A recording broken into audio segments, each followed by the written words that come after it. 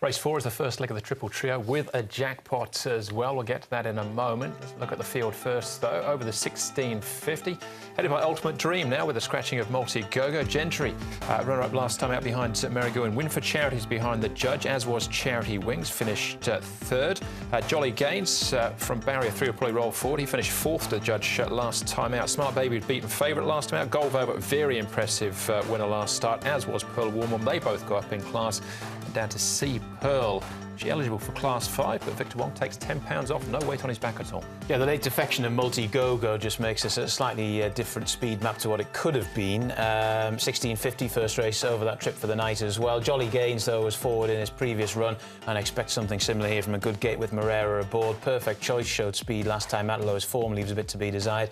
Win for Charity hasn't got the greatest draw of all time, but he's shown a fair degree of versatility in the run. And there he is on screen, John. Danny Shum approaching 50 winners for the season. He's had an outstanding term, and he's got this horse going really well with a win and a third from his last two. Smart Baby was very well specced in the betting last start. Only found one better on the night. You have my word. The visor obviously went on for that performance. It'll be there again. Tommy Berry will take over the reins, but he's still moving well. And this looks a completely different horse. Paul highlighted this going into his last start, that he looked a different horse. You can see there on screen, he's just oozing a bit of class. Even though it's only slow work, he's just ticking over. He does look $1 million, the son of Savabeel, Gold Velvet. He does. He'll pick up $500,000 if he wins this one. If you pick up the TT, you'll be doing well as well. The jackpot, 1.6 for an estimated dividend of $4 million. If you can land the triple trio on Wednesday night, we'll do our best to help you. Starting off with jockey Douglas White. He'll ride All You Need. Douglas, all you know, he's a horse who's an ISG in his first season of racing here in Hong Kong. Got home really well last time out. Is the penny starting to drop with him? I think it is. He's had his fair share of issues and problems, and hence the reason Richard's taken his time. And he's been a bit of cotton wool coming through his career, but he's getting there. And as you indicated, he's finally learning what racing's about, and he attacked the line with purpose last time.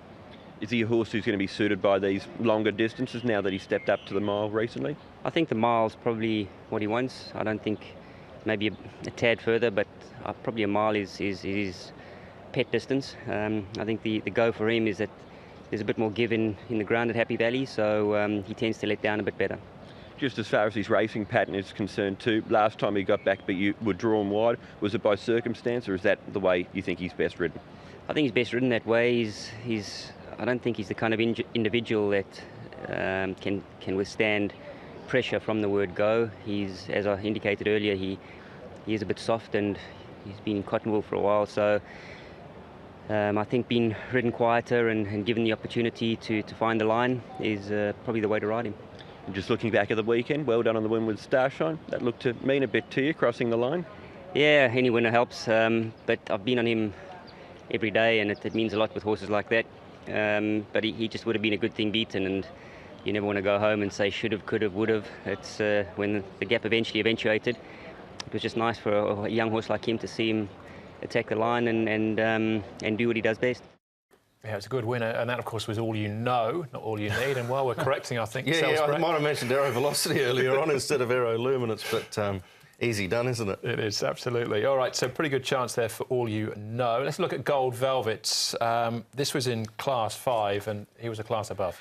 Paul was very keen on this this night. He made it the best and suggested that the horse had certainly just become a different animal in the few months that he'd had off in the change of stable from Benno Jung to Tony Millard, and he let down accordingly. He put these away with relative ease. We saw that bit of track work before. He's just oozing a bit of class at the moment in the mornings. I think he knows it too. He's got a bit of attitude, the way he's sort of prancing around, and off the back of that, he's going to be hard to beat again, I would have thought, despite the tougher contest. Yeah, I cannot say he's going to lose. I've got him in for second. I fancy one more strongly than him. The gate 11 could be a little bit tricky, but you'll never see a race one easier at Happy Valley than he won last time out. All right, well, let's have a look at another on the main chances then. Smart Baby. Ultimate Dream was obviously in this race as well. He's now promoted to starter, but Smart Baby here behind You Have My Word. Yep, and he's coming back to the 1650, but on the corner, I thought he was going to win this race for sure, Smart Baby. You Have My Word had a lovely run in the race and had a real good bank of fitness under his belt as well, because he'd been running over the 2,000, 2,200, and he just wore down Smart Baby. who looked to sort of have the win there. But if he repeats that performance, Smart Baby, he's going to be right in the finish. His profile says he needs a strong gallop, so he'll have to be getting that. But that you have my word, I think he's a bit of a springer here. I think he's definitely improved immensely in the last few starts, so could have been a good effort to be only second to him. Probably was, but you sound pretty confident about Gold Velvet here, Brett. Yeah, I'm probably picking up where Paul left off, actually, with Gold Velvet. But, I mean, you can only go on what you see, and it was a performance of a horse that could win in a higher grade.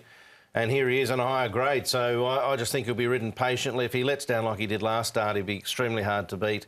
Smart Baby, all you know, I've obviously had time for him. I think racing strengthened him up a little bit too. Interesting to hear Douglas White saying a little bit of cushion in the track helps him as well. And Jolly Gains. So 8, 7, 11 and 6, but I do think Gold Velvet, whatever beats him, will be winning.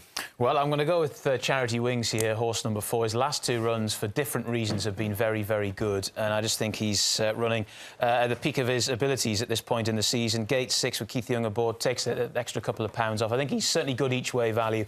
Gold Velvet, obviously, he's gone up in the weights. He's got Gate 11, which could be a little bit tricky in this higher class. Would be no surprise to see him win, but I've got him in for second. Smart Baby in for third. I think he's definitely improving as well. And Jolly Gains should get a good position. Moreira is keeping the faith with him as well. I think he might do pretty well to sort of box this up in a tiers. 4, 8, 7 and 6 at the play for race number 4.